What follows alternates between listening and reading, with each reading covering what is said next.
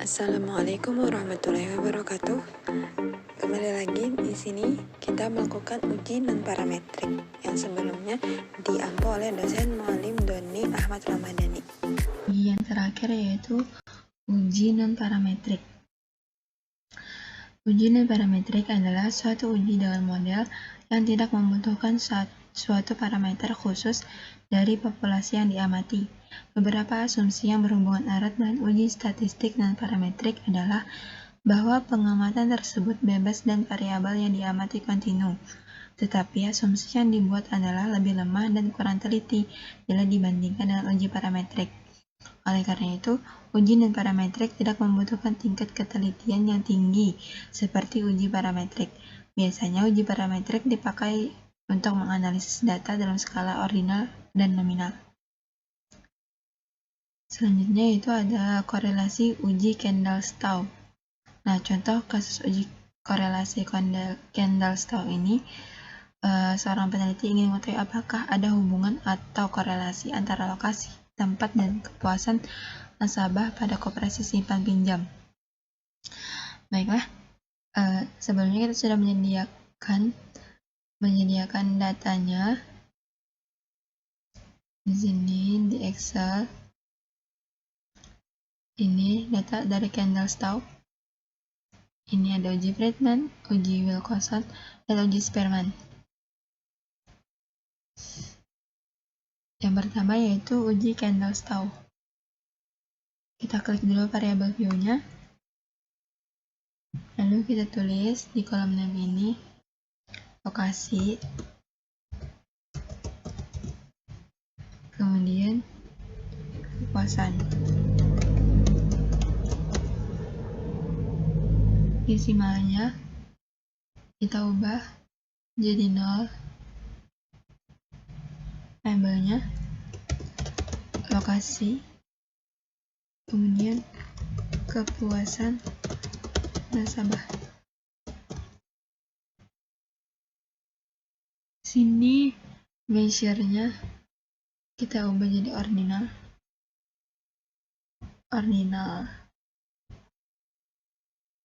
Setelah itu kita klik pada data view.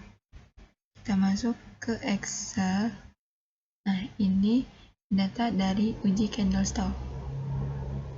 Kita copy.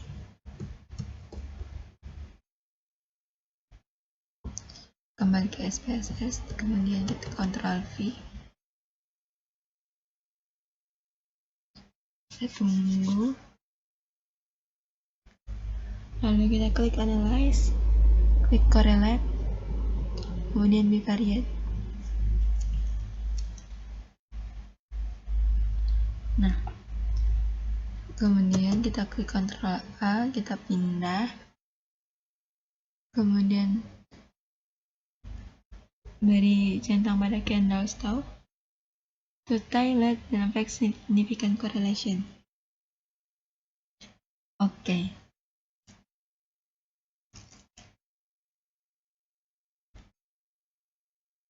Nah, ini lokasinya ini dan kepuasan nasabah ini.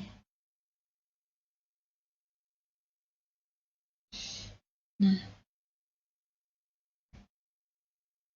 kemudian ada yang namanya uji Friedman. Nah, kita akan menguji uji Friedman. Bentar. Uji Friedman. Nah, kita klik variabel view. Di sini uji Friedman itu contohnya untuk mengetahui apakah susu bubuk merek subur gemuk benar-benar dapat meningkatkan berat badan seseorang dalam kurun waktu tertentu. Berikut datanya itu. Nah, ini data uji Friedman. Ada awal, seminggu, sebulan, sampai setahun. Kita tulis di kolom name awal, seminggu, sebulan, dan setahun. Dalam desimalnya, kita beri angka 1 semua. Labelnya BB awal,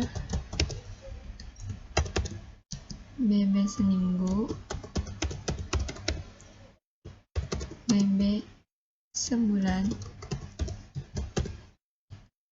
dan BB setahun.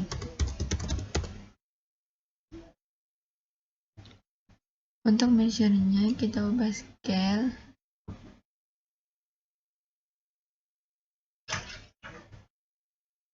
Oke. Kemudian kembali ke data view.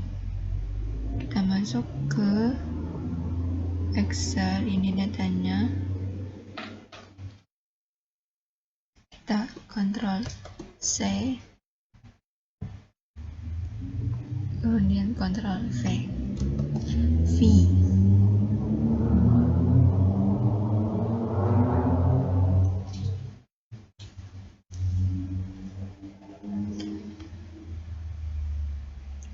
Sebentar, cek dulu apakah benar.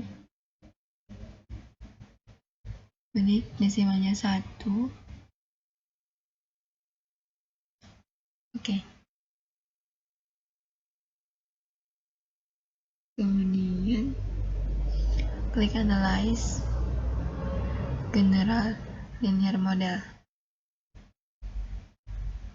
Klik Repeated Measure. Tersatu ini kita ganti dengan waktu. Di sini 4.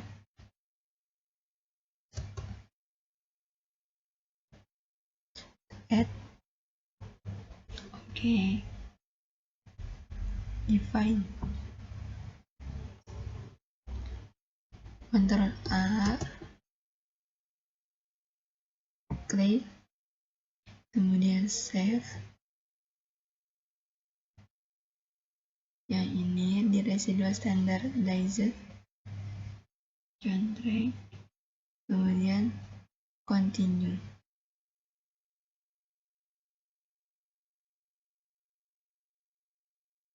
Oke.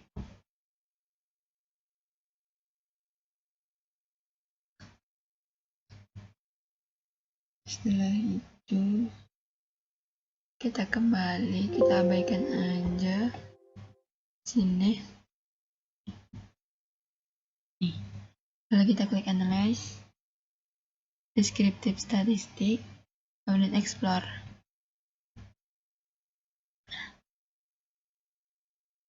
Yang diambil cuma standardized ini. Dependent,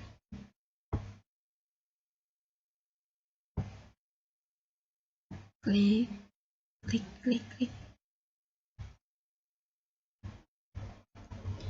Udah, lalu klik plots, kemudian centering bagian normality, plot with base,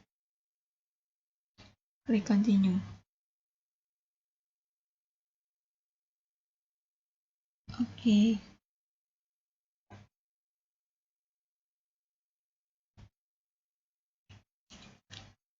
Tunggu sebentar. Nah,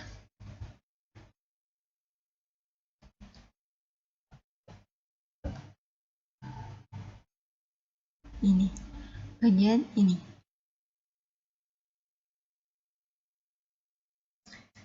Nah, di sini tes normality. Kalian lihat, karena jumlah N yang dipakai dalam penelitian ini ada 15 atau DF15 maka pengambilan keputusan untuk uji normalitas mengacu pada nilai sig. Ini Shapiro-Wilk sebaliknya, jika jumlah N lebih dari 50 maka mengacu pada nilai sig. Berdasarkan tabel di atas diketahui nilai signifikan standardized residual for awal sebesar 0,012. Berdasarkan pembahasan uji normalitas di atas, diketahui bahwa ada 3 variabel yang memiliki nilai standardized residual tidak normal. Oleh karena itu, analisis data untuk penelitian ini sudah tepat, yakni menggunakan metode statistik non-parametrik dengan uji Friedman. Selanjutnya, kita kembali sini, kita analyze lagi untuk uji Friedman. Kita klik non-parametric test, lalu kita klik legasi dialog, klik ke related samples. Yang ini kita pindah ya awal seminggu, sebulan sampai setahun. Pindah, kemudian ini pastikan tercontreng. Kemudian kita klik statistik, kita klik keduanya, deskriptif dan kuartil, continue. Oke.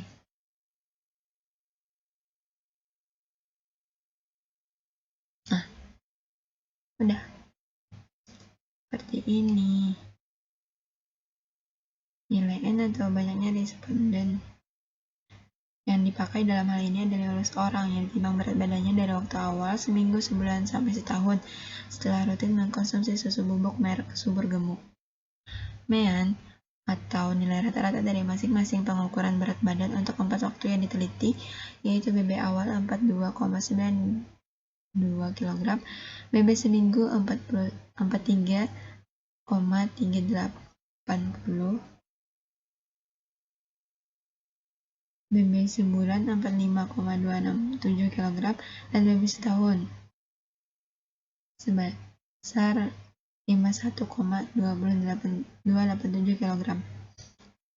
Nilai standard deviation atau standar deviasi untuk BB awal sebesar 2,5468 kg, BB seminggu 2,0616 kg, BB sebulan 3,5294 kg, dan BB setahun 6,5134 kg. Ada juga informasi tentang berat badan minimum atau terkecil dan maksimum terbesar untuk masing-masing waktu pengukuran. Nih, ini sama ini. Dan tes output kedua yaitu main rank-nya 1,20. Rata-rata berat badan dalam bentuk ranking, di mana berat badan paling besar berada di waktu pengukuran BB setahun setelah rutin meminum susu bubuk merek subur gemuk. Lalu tabel output ketiga yaitu merupakan tabel terpenting dalam uji Friedman. Ada beberapa tahapan untuk melakukan interpretasi, yaitu hipotesis atau dugaan penelitian, melihat dasar pengambilan keputusan dalam uji Friedman, dan membuat kesimpulan. Hipotesis penelitian dalam uji Friedman yaitu yang pertama, H0, tidak ada perbedaan rata-rata peningkatan berat badan pada keempat kelompok interval waktu pengukuran. AA, ada perbedaan rata-rata peningkatan berat badan pada keempat kelompok interval waktu pengukuran.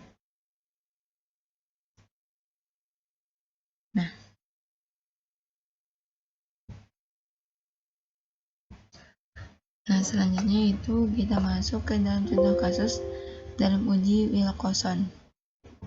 Sebelumnya ini kita ambil file yang baru dulu, kita klik dulu.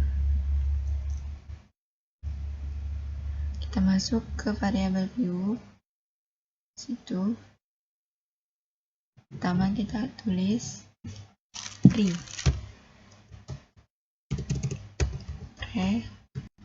dan post. Desimalnya tetap 0. Labelnya kita beri nama pretest dan posttest.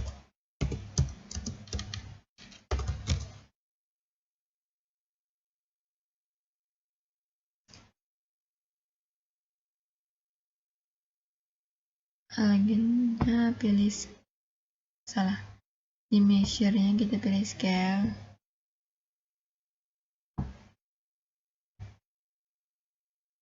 Oke, kemudian masuk ke data view, kita ambil ini datanya, kita copy,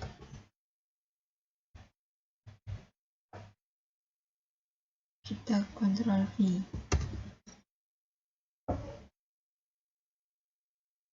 Sudah, kemudian kita klik analyze dan parametric test, kemudian legacy dialog, kemudian to related samples.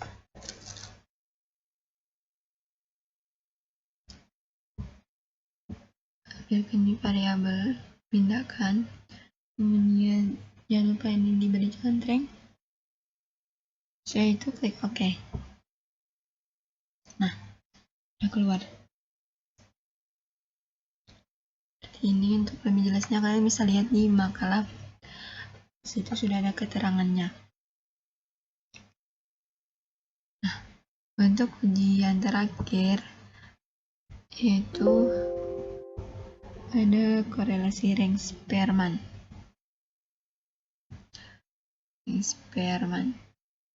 Kita masuk ke data yang baru. Kita klik variabel view.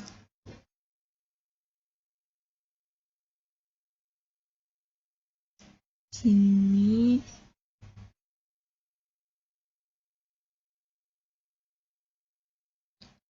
oke. Sini kita tulis X dan Y. Desimalnya 2, labelnya kualitas produk, untuk X, kemudian untuk Y kepuasan konsumen.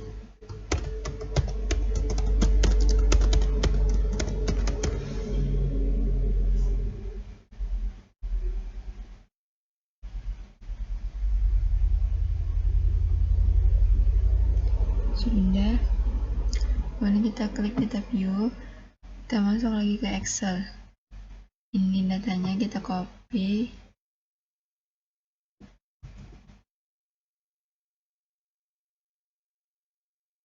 ini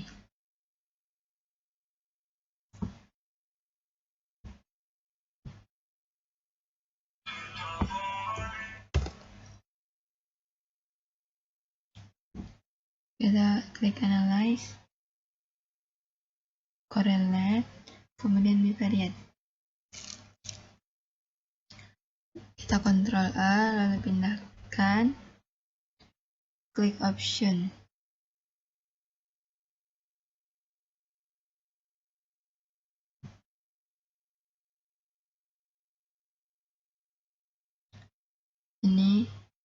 Ini kemudian continue.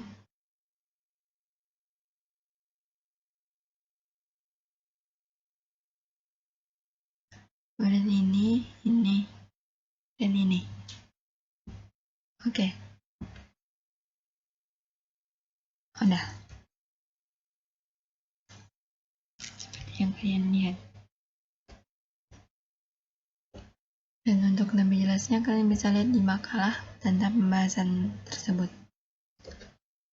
Oke.